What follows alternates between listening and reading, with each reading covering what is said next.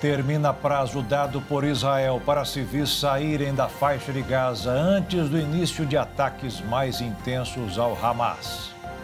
Primeiro-ministro do país diz que grande ofensiva está apenas no começo. Conflito se espalha, jornalistas são atingidos e um correspondente morre no Líbano. Confirmada a morte de mais uma brasileira que estava na festa atingida pelo grupo terrorista no último sábado. Consumidor brasileiro já percebeu que a quantidade ou o tamanho de alguns produtos diminuiu para esconder a inflação. Números mostram que mulheres trabalham muito mais do que os homens em serviços domésticos e não remunerados. Olimpíadas de 2028 em Los Angeles terão 5 novos tipos de esporte em disputa. E para quem gosta de balé aquático, hoje teve mãe e filha baleias nadando na costa do Rio de Janeiro. Agora no Jornal das 22.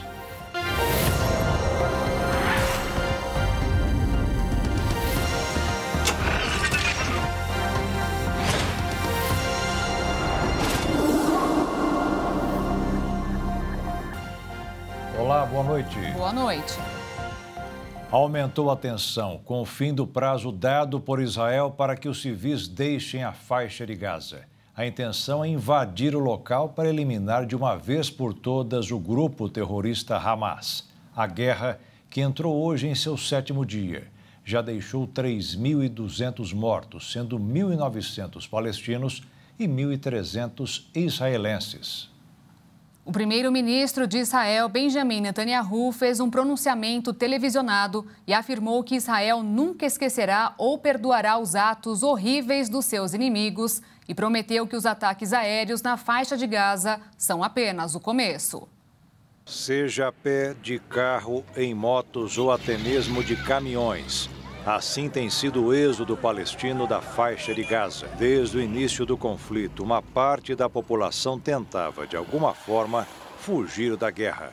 Contudo, muitas pessoas ficavam no impasse entre sair de casa e ficar, já que em casa poderiam ser atingidos por mísseis israelenses, mas na rua poderiam ser confundidos com terroristas do Hamas. Mas nesta sexta-feira a situação foi ainda pior. O motivo foram os panfletos que caíram dos céus, informando que o exército de Israel estava ordenando a retirada de 1.100.000 palestinos do norte, em 24 horas, para o sul do enclave, antes de uma possível incursão terrestre. A ordem não foi vista com bons olhos pelo mundo, já que a região sul da faixa de Gaza não é nada mais do que uma área rural, sem estrutura e muito menos dispõe de recursos para tantas pessoas. O porta-voz do Exército de Israel afirmou que a evacuação é para a própria segurança dos habitantes da faixa de Gaza e recomendou que as pessoas só voltem à cidade de Gaza quando o governo israelense permitir. Por outro lado, o Hamas, que sempre se escorou na população palestina, pede o contrário. O grupo armado exigiu que a população ignore a ordem israelense e permaneça em suas casas. Além do braço armado e terrorista, o grupo também tem um braço político, que governa atualmente a faixa de Gaza e tem certa influência sobre a população. Pelo lado da população, os palestinos temem que a ordem seja um indicativo de que o exército israelense vá realizar uma ofensiva por terra em Gaza. A determinação israelense de êxodo também não foi bem quista na Organização das Nações Unidas. A ONU pediu a Israel que a ordem fosse cancelada. O apelo era para que fosse evitada uma situação de calamidade. Assim como o restante da população de Gaza, todos os trabalhadores da ONU são afetados pelo ultimato.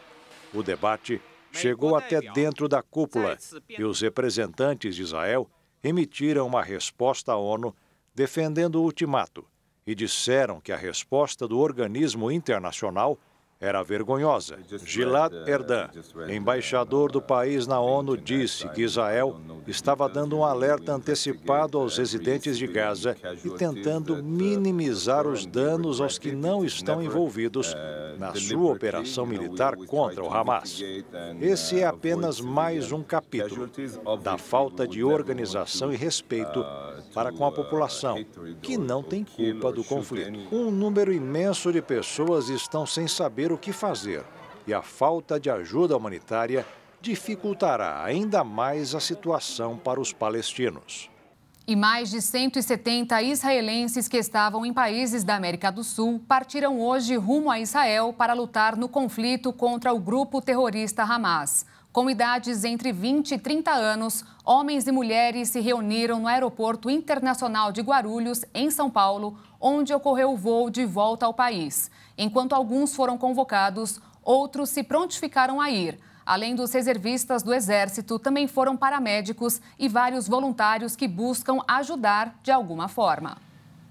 E a tensão continua forte, né, Beatriz? Neste 7º dia do conflito entre Israel e o grupo terrorista do Hamas, aconteceram novos desdobramentos. O combate, que era tido como interno, agora começa a se espalhar por outras regiões de fronteira com Israel.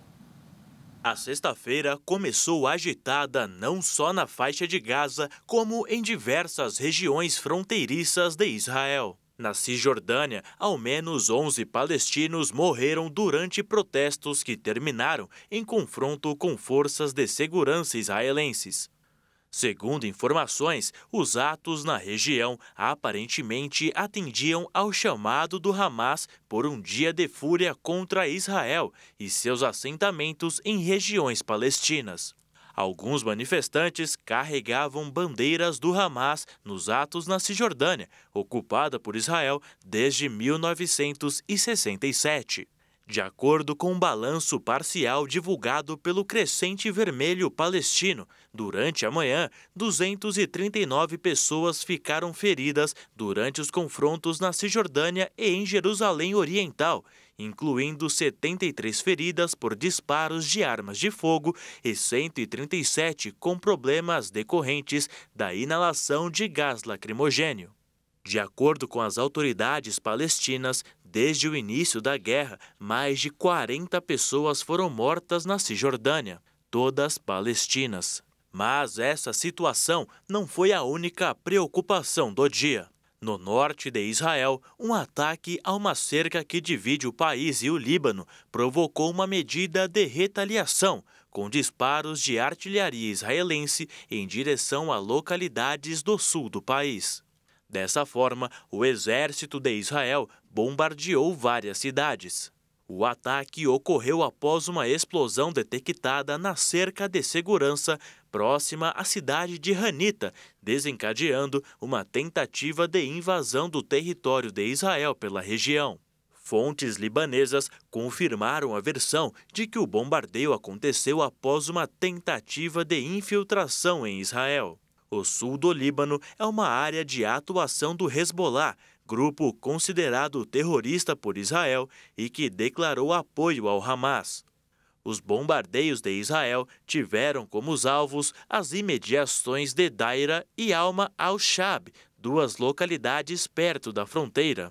Além disso, os ataques também teriam atingido um posto do exército do Líbano. Mas, assim como na Palestina, civis e principalmente inocentes foram atingidos pelos mísseis israelenses, como foi o caso do jornalista da agência de notícias Reuters, Issam Abdallah, que morreu no local. Abdallah foi atingido enquanto transmitia ao vivo um dos bombardeios.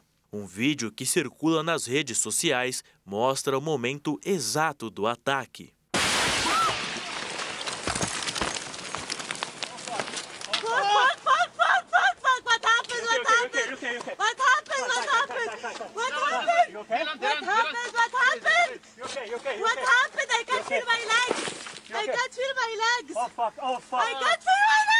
Os jornalistas presentes no local eram de pelo menos 3 veículos diferentes, Associated Press, Reuters e Al Jazeera, que informou que 2 de seus repórteres foram feridos no ataque.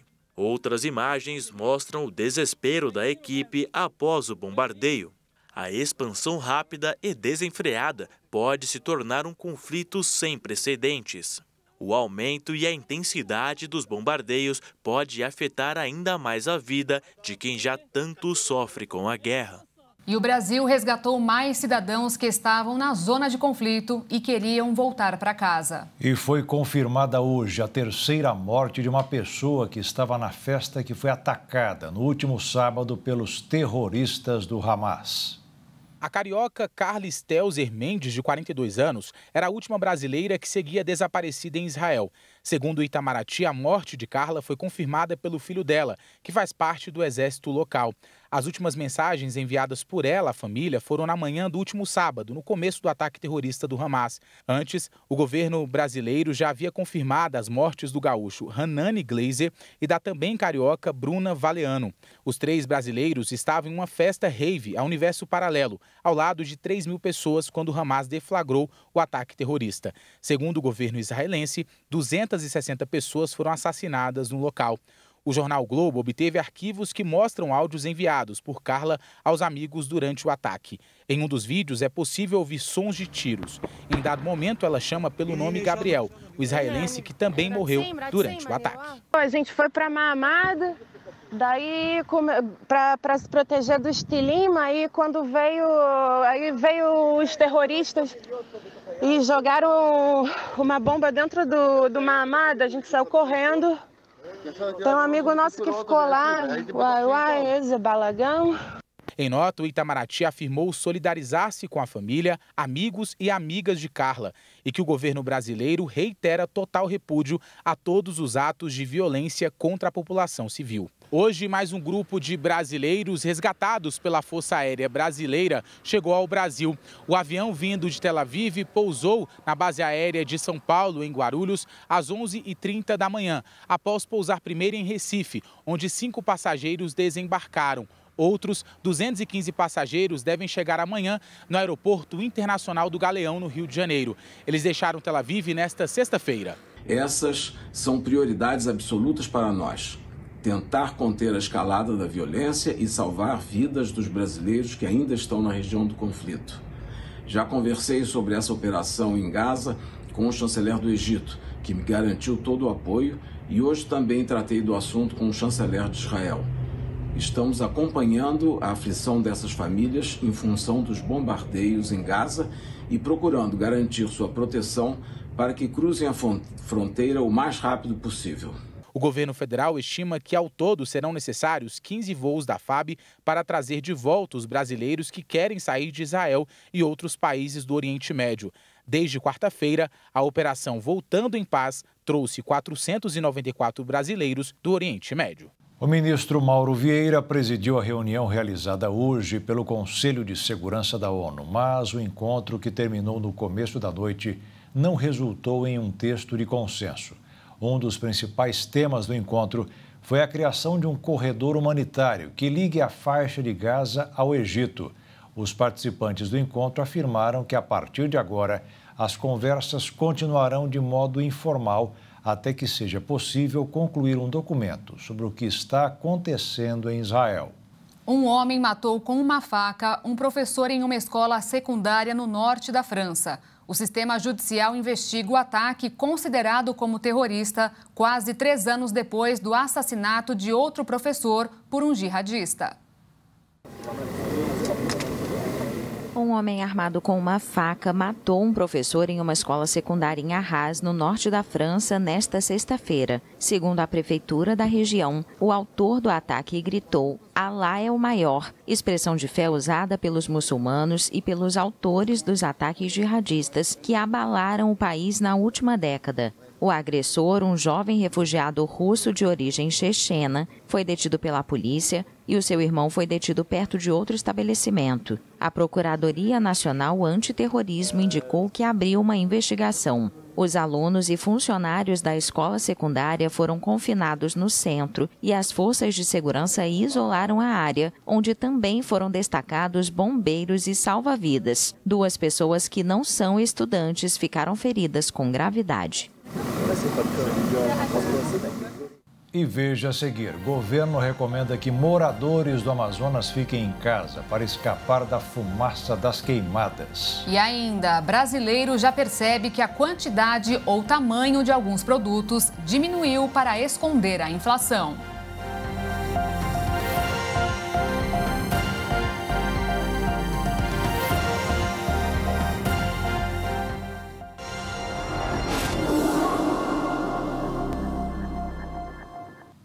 O governo está orientando a população do Amazonas a ficar em casa para evitar a fumaça das queimadas. A previsão do IBAMA é que o ar fique completamente limpo somente daqui a um mês. Este é o pior outubro de queimadas nos últimos 25 anos no estado do Amazonas. Os dados são do Instituto Nacional de Pesquisas Espaciais, o INPA, que já havia contabilizado 2.770 focos ativos, ou seja, que precisam ainda ser combatidos. Por isso, hoje, mesmo sendo o dia de ponto facultativo, foi de mobilização aqui na capital federal. Houve uma coletiva de imprensa feita pelo Ministério do Meio Ambiente, que contou também com a participação da ministra ali do órgão, Marina Silva. Segundo então o Ministério, por conta da situação ali no Amazonas, vai ter a necessidade de liberar, ou seja, do envio de brigadistas. Pelo menos 149 brigadistas vão ser enviados ali para o Amazonas, começando hoje, e deve ser finalizado esse envio, segundo o Ministério do Meio Ambiente, até a próxima segunda-feira. Desses 149 profissionais, 119 são do IBAMA e 30 do ICMBio. Com isso, o número de profissionais ali no combate, então, às chamas, às queimadas no estado do Amazonas pode chegar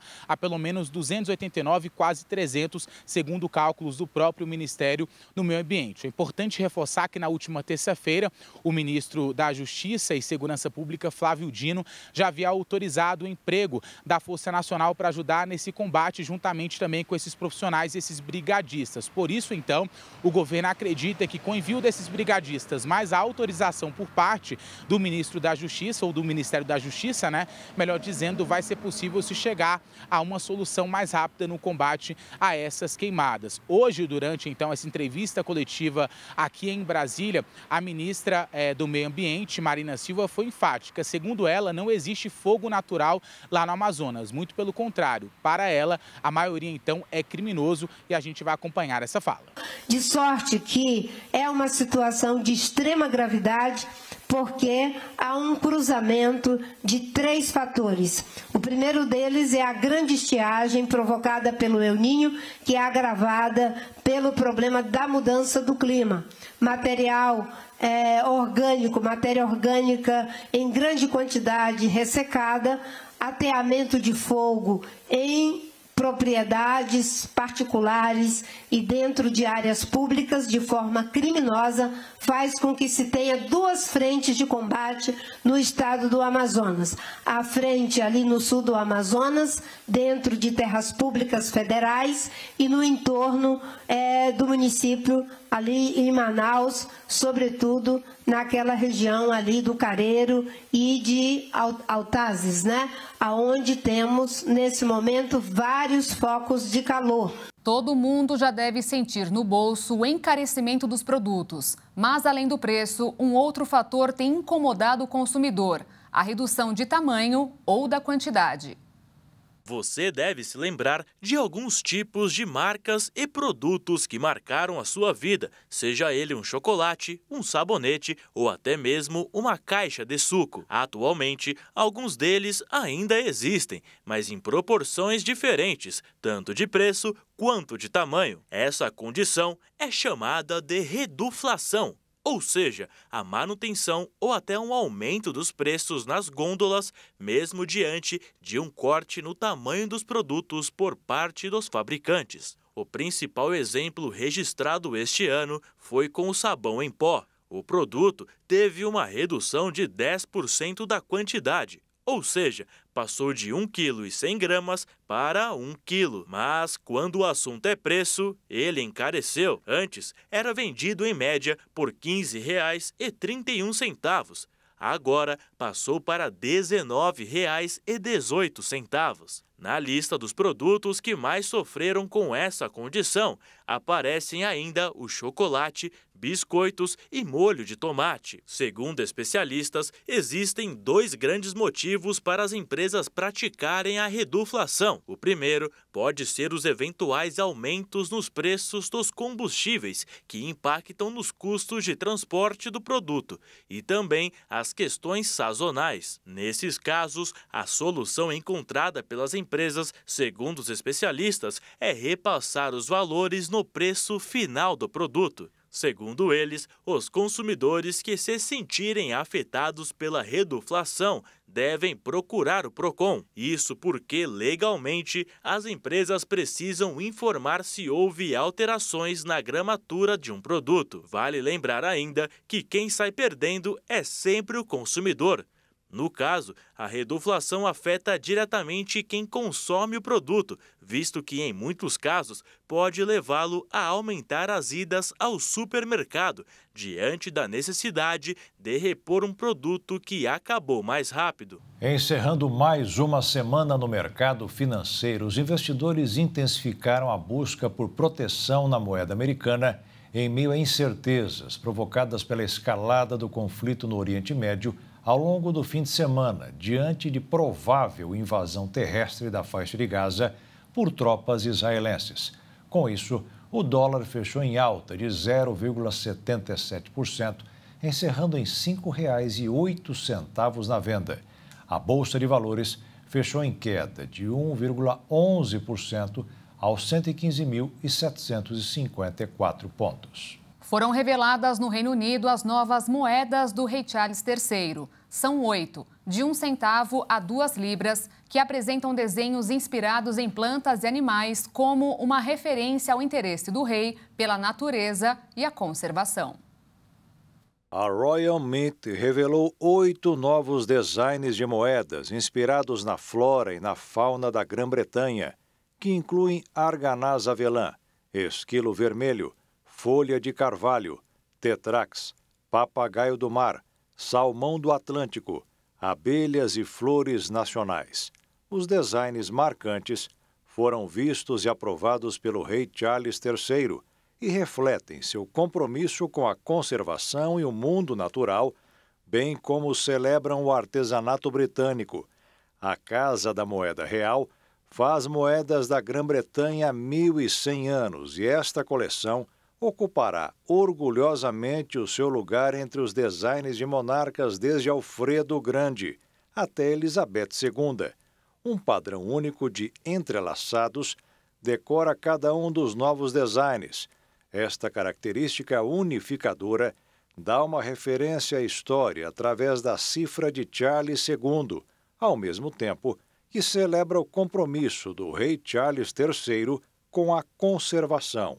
As moedas deverão entrar em circulação a partir do final de 2023. 19 trilhões de reais. Esse foi o valor em dinheiro perdido em colheitas e pecuárias em consequência de catástrofes climáticas, crises de saúde e guerras em 30 anos.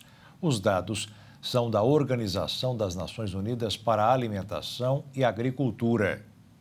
Todos os anos, pelo menos 69 milhões de toneladas de cereais, 40 milhões de toneladas de frutas e legumes e 16 de toneladas de carne, produtos lácteos e ovos são perdidos. Entre os anos de 1991 e 2021, foram perdidos 3 trilhões e 800 bilhões de dólares, ou 19 trilhões de reais. O valor equivale a cerca de 123 bilhões de dólares, ou 621 bilhões de reais anuais. Números equivalentes a 5% da riqueza produzida pelos agricultores no período. De acordo com especialistas, esses números aumentaram após a década de 70 e possuem um grande impacto na agricultura e nos sistemas agroalimentares. Nos últimos anos, o número de catástrofes anuais também aumentou. principalmente a mudança climática, com temperaturas extremas, secas, inundações e tempestades. Além disso, também aconteceram pandemias, como a de Covid-19, epidemias como a peste suína africana e conflitos armados. Cerca de 23% das perdas econômicas devido a catástrofes são sofridas pelo setor agrícola.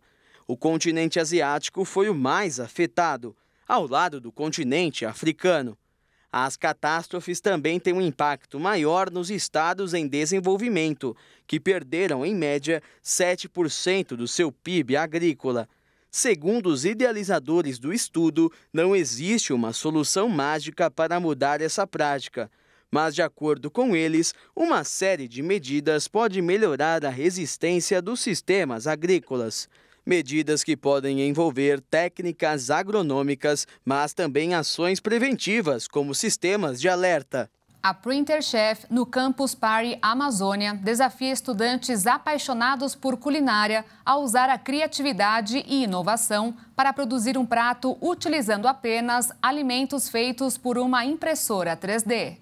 A Campus Party é o maior festival de tecnologia e empreendedorismo do mundo e este ano está sendo realizado pela primeira vez em Manaus. A expectativa é reunir mais de 100 mil pessoas até domingo, dia 15. A dinâmica da competição da Printer Chef conta com um workshop sobre a impressão de alimentos em impressora 3D. Em seguida, os competidores produzem seus pratos utilizando ingredientes típicos da região. De acordo com os idealizadores do Printer Chef, a ideia da competição nasceu após muitos estudos sobre o uso da impressora 3D em alimentos. Durante as pesquisas, foi descoberto que a ferramenta diminuía a crueldade animal, mas traria o mesmo gosto do alimento original. Portanto, os alimentos são saudáveis e livres de agrotóxicos. A competição é a primeira do mundo a inovar no uso das impressoras 3D e também podem vir a ser uma alternativa para o futuro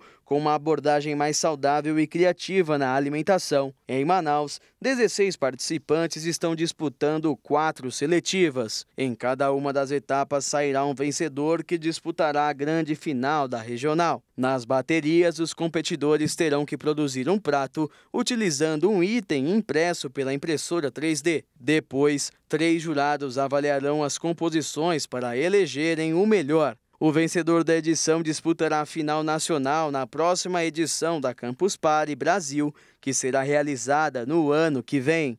A primeira parcela do pagamento do 13º salário será paga até o dia 30 de novembro. Mesmo faltando mais de um mês para receber, já tem muita gente fazendo planos para o extra pago todo ano. E nem sempre é para comprar presentes. Pagar a conta, né? Pagar a dívida. Tentar colocar o nome em dia para poder obter crédito no ano que vem. Eu não faço nem ideia ainda. Tanta coisa tem que pagar. Você também vai pagar a conta ou vai querer comprar presente? Não, eu tô desempregada, então vou usar o do marido. Nem tem mais, já gastei. Já gastou? Já. Por que a senhora gastou? Fazendo o telhado da minha casa. O valor é visto pelo comércio como uma oportunidade de movimentar a economia. O administrador Júlio César Fernandes explica como sair das dívidas e usar da melhor forma o recurso financeiro de fim de ano. Para as pessoas que, lamentavelmente, não têm a vida financeira organizada, o ideal seria pagar essas contas atrasadas e começar um novo ano, sempre levando em conta que no início do ano ele tem despesas extras, né? Ele tem IPTU, ele tem IPVA, ele tem a matrícula dos filhos, ele tem material escolar para quem tem filho pequeno. Então, tudo isso ele tem que ter em mente. O ideal é que ele faça uma projeção. Como é que está hoje o meu salário, o que eu estou gastando hoje, o que eu posso adiar para ver se eu posso aproveitar o 13º da melhor maneira e poder organizar a minha vida e iniciar o ano de uma forma mais equilibrada financeiramente. Vou gastar meu 13º com roupa. Metade com roupa e metade para pagar o IPTU. Com isso. Vamos ver, vamos esperar, né? O Natal aí, tem os sobrinhos, a filha, né? Vamos comprar uns mimos para eles, né? Garantir aí o 10º. E a seguir, estudante de medicina usa máscara para se disfarçar e dar consulta em hospital do Rio de Janeiro. E ainda, números mostram que as mulheres trabalham muito mais do que os homens em serviços domésticos e não remunerados.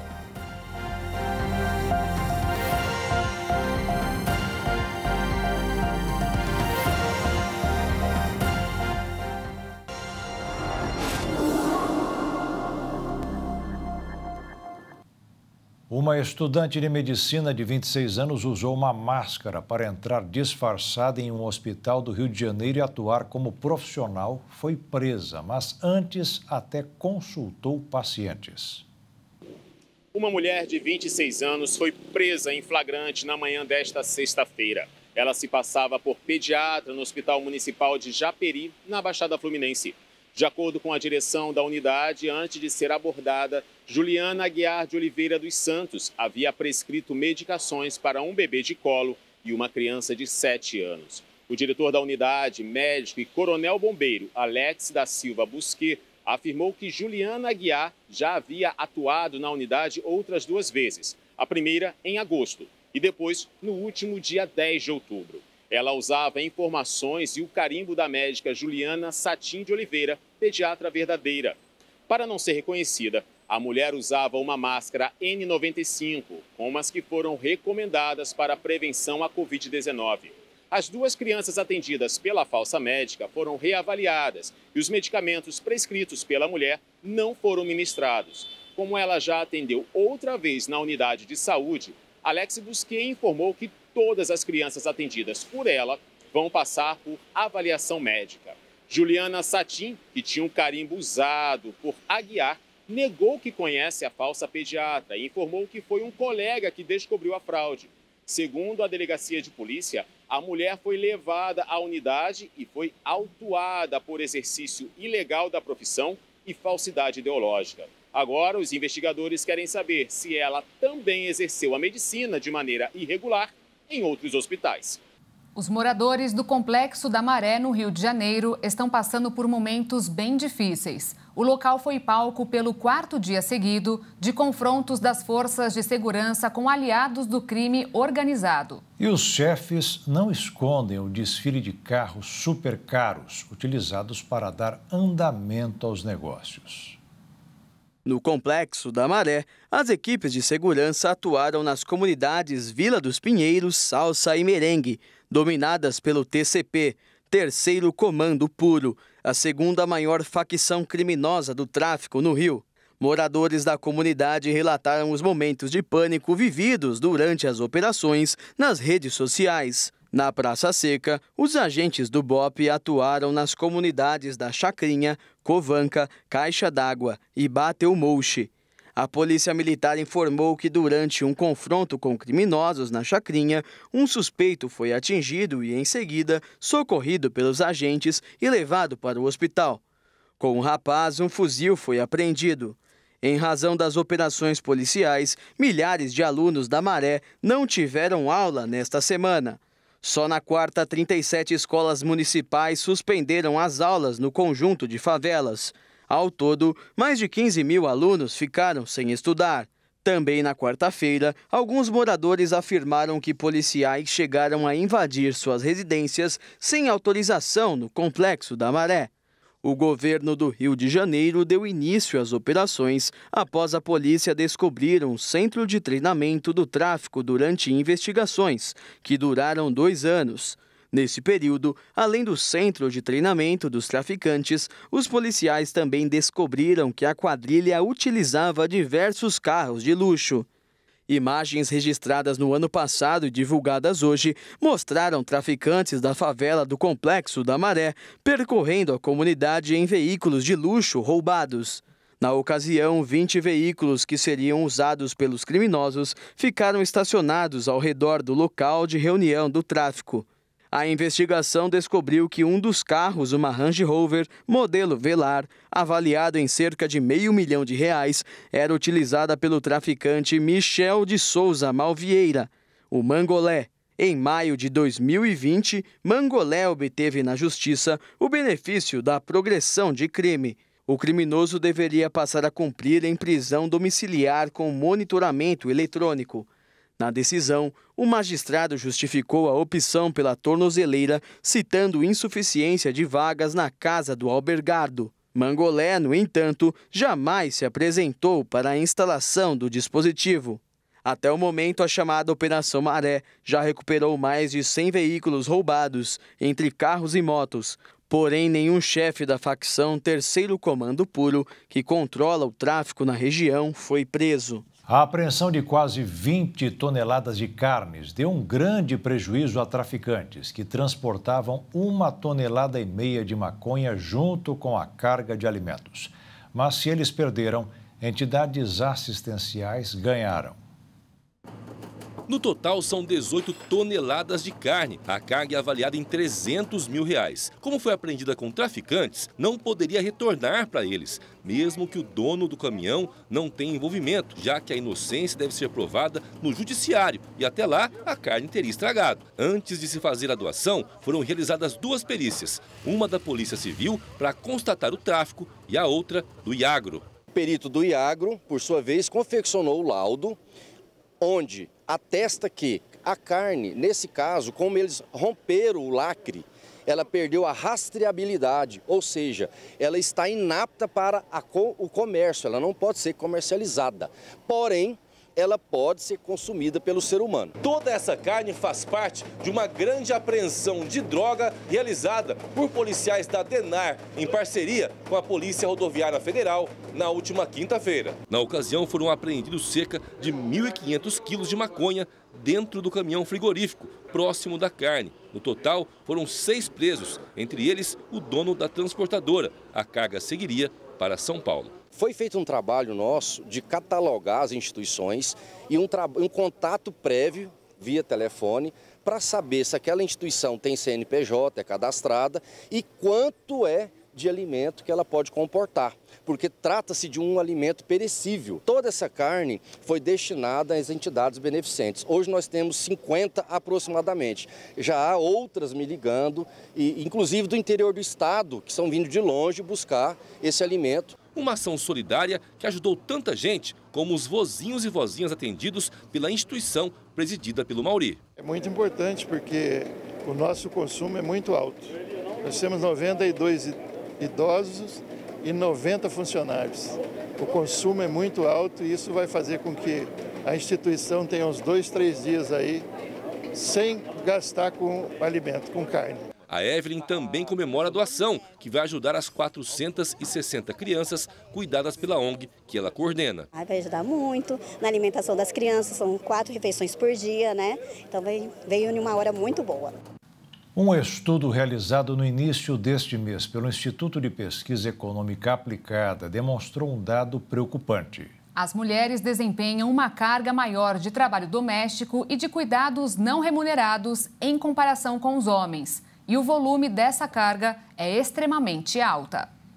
Após anos de batalhas por direitos iguais, atualmente o cenário em que as mulheres se encontram no quesito profissional ainda está longe do ideal, mas ainda melhor do que há algum tempo. Contudo, o novo levantamento do IPEA demonstrou que em um outro fator a situação não mudou. A mulher ainda desempenha uma carga de trabalho doméstico muito maior do que o homem. De acordo com a publicação, o simples fato de ser mulher leva a um acréscimo de 11 horas semanais nos serviços do lar. A desigualdade de gênero no trabalho entre casais brasileiros são marcados por posições no curso da vida, disponibilidade de tempo, recursos relativos em uma família, respostas compensatórias e neutralização dos desvios de gênero. O texto também acrescentou que o tempo é maior quando há presença de filhos. A publicação mostrou que existe ainda uma tendência de gênero. Filhos de ambos os sexos reduzem o tempo gasto pelos pais,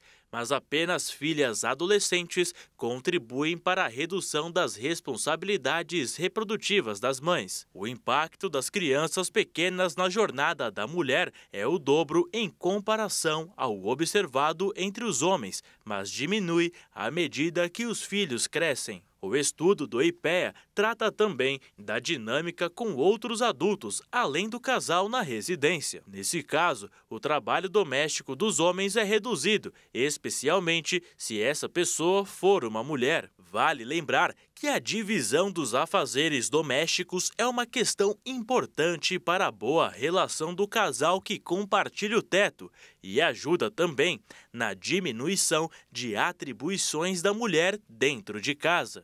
E a seguir, Olimpíadas de 2028 em Los Angeles terão 5 novos tipos de esporte em disputa. E também, para quem gosta de balé aquático, hoje teve apresentação de Mãe e Filhas Baleias na costa do Rio de Janeiro.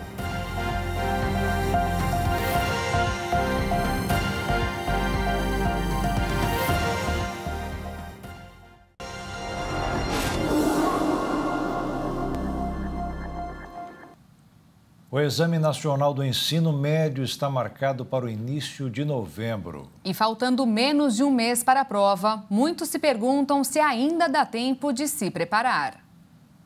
Neste cursinho em São Paulo, os alunos se preparam o ano todo para o Enem.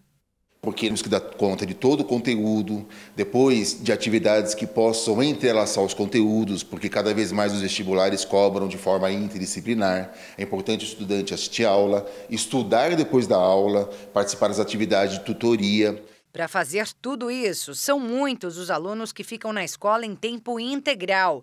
E quando chegam em casa, o estudo continua. De 2 a 3 horas. Que é a parte da noite, né? Como eu fico o dia inteiro no cursinho, aí o período que eu tenho para estudar é à noite, quando eu chego em casa. E não pense que o fim de semana é livre, não. Pelo menos no sábado, Gabriela também estuda o dia todo. Já a colega Júlia divide o conteúdo ao longo de todo o fim de semana. De manhã eu separo ali umas 5 horas para revisar os conteúdos da semana, no sábado e no domingo. No domingo ali... separando para fazer uma prova antiga, fazer um simulado, mas deixando o período da tarde livre para eu também ter um respiro, fazer as coisas que eu gosto e não focar só nisso. De qualquer forma, nessa fase da vida, as amigas se dedicam quase que exclusivamente aos estudos, porque ambas têm o mesmo objetivo. O objetivo de passar na medicina numa federal. Quem tem esse sonho precisa mesmo se dedicar ao máximo. E se não começou a estudar ainda, está mais do que atrasado, porque, segundo o coordenador do cursinho, agora só dá tempo de dar aquela última passada nas matérias e com estratégia. Nesse processo, a resolução de provas anteriores. A gente não espera que o Enem tenha grandes mudanças. Isso é importante para o estudante, porque os estilos e os padrões seguirão formatos dos anos anteriores. Então, é focar nas provas passadas e se entregar à prática da redação. O Enem, na verdade, são 2 provas. Tem a prova das áreas, que se divide em 2 dias, mas tem uma prova que só ela vale 1000 pontos, que é a redação. E muitas vezes, por conta do medo, do receio, o estudante não escreve. Perca o medo de escrever, porque a redação ela vale muito ponto para entrar nas universidades. A dica é daqui para frente fazer no mínimo uma redação por semana, que precisa ser corrigida por um profissional para que o aluno possa aprimorar e agilizar sua escrita. O especialista ainda recomenda que no momento da prova, o aluno dedique apenas 1 hora para finalizar essa missão, que, segundo ele, deve ser a primeira tarefa a ser executada devido ao peso de sua nota. E ele ainda sugere alguns temas para esse ano. Portanto, é importante treiná-los. As redações do Enem, elas geralmente, na grande maioria das vezes, ela termina sempre com "no Brasil". É um tema contemporâneo brasileiro. A gente aposta muito nesses temas que hoje envolvem o Brasil. Então, essa questão ligada às populações ribeirinhas, a questão da violência contra os povos indígenas, essa relação ambiente e a população, nós consideramos que é um tema importante. E além de todo o estudo, a dica nessa reta final é cuidar da saúde mental e física, para estar realmente bem durante as provas. Serão 2 domingos seguidos, dias 5 e 12 de novembro, com 180 questões objetivas e, claro, a redação. Eu desejar uma boa sorte para todo mundo, né? Que todo mundo possa conquistar o sonho, né? Que é passar numa faculdade pública né, na profissão tão almejada. E se não for esse ano, ano que vem tem mais oportunidades, a faculdade ela vai continuar lá. Então é sempre com a cabeça relaxada para fazer uma boa prova. Se você pensa que uma caminhada de 15 minutos não traz muitos benefícios à saúde, um novo estudo de Harvard revelou que fazendo isso todos os dias pode acrescentar 2 anos à sua vida. Imagina se andar ainda mais. Já a prática de caminhar por 30 minutos em 5 dias da semana é capaz de aumentar em mais de 3 anos e meio. Os benefícios vão desde a melhora do sistema músculo-esquelético e da saúde cardiovascular e mental, além do emagrecimento. Mas existe uma forma de caminhar para perder peso. De acordo com pesquisadores da Universidade dos Estados Unidos, existem genes que predispõem os indivíduos ao ganho de peso. O estudo identificou até 32 deles. Mas foi possível observar também que pessoas que caminham durante quase 1 hora por dia, em ritmo acelerado, reduzem pela metade o efeito desses genes. Ou seja, conseguem controlar sua predisposição a esse ganho. Já um outro estudo realizado pela Universidade de Exeter, no Reino Unido, mostrou que caminhar reduz a vontade de comer doces. Para chegar a esse resultado, os autores analisaram funcionários em contexto de trabalho que conseguiram andar 15 minutos durante o dia, nos momentos mais estressantes, que acabaram manifestando menos interesse em comer algo doce para acalmar a ansiedade. Fazer uma caminhada em bom ritmo queima gordura e começa a desenvolver músculos após 20 minutos de execução, o que facilita a aceleração do metabolismo. Isso é possível graças ao gasto calórico do músculo, que é maior. Quanto mais massa muscular, sem necessidade de hipertrofia, mais rápido a pessoa perde peso. Geralmente, em meia hora de caminhada rápida, é possível queimar 150 calorias. Quantidade que vai crescer se aumentar o tempo e o ritmo de exercício. Porém, os efeitos variam de pessoa para pessoa, a depender principalmente da condição física de cada um.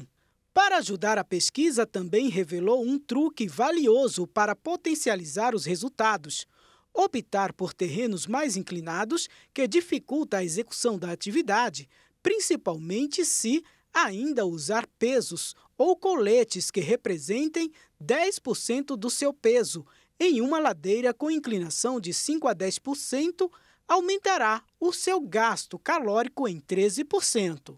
Os pesquisadores também constataram que os indivíduos que andavam em superfície plana usando um colete pesado com 15% do seu peso queimavam 12% mais calorias. Outra dica é misturar exercícios de força com flexões, agachamentos, afundo e elevação pélvica.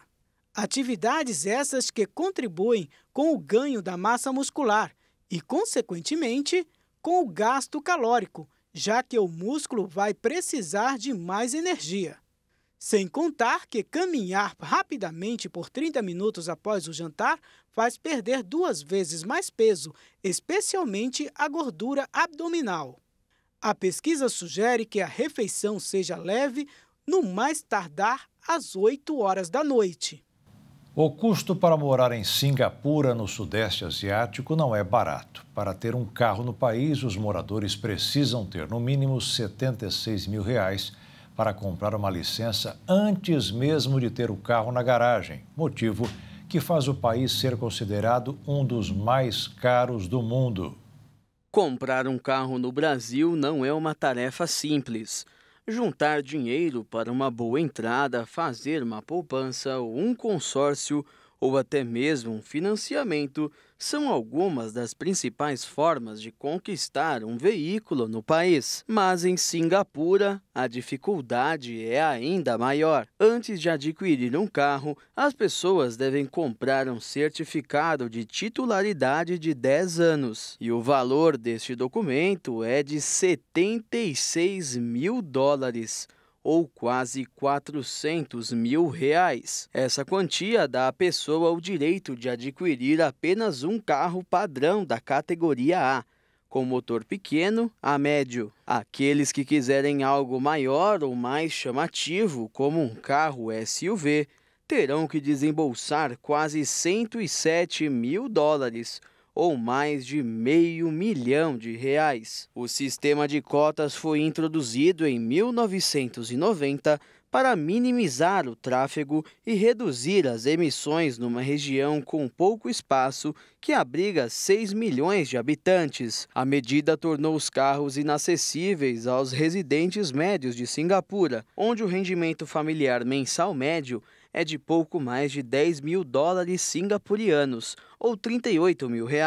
Os moradores locais dizem que viver em Singapura ficou extraordinariamente caro nos últimos anos, em meio à inflação persistente, ao aumento dos custos da habitação pública. Mas os defensores do sistema de cotas dizem que ele ajudou a poupar Singapura do tipo de congestionamento que rotineiramente assola outras capitais do Sudeste Asiático, como Bangkok, na Tailândia, e Jakarta, na Indonésia. 5 novos esportes estarão presentes nos Jogos Olímpicos de Los Angeles, nos Estados Unidos, em 2028.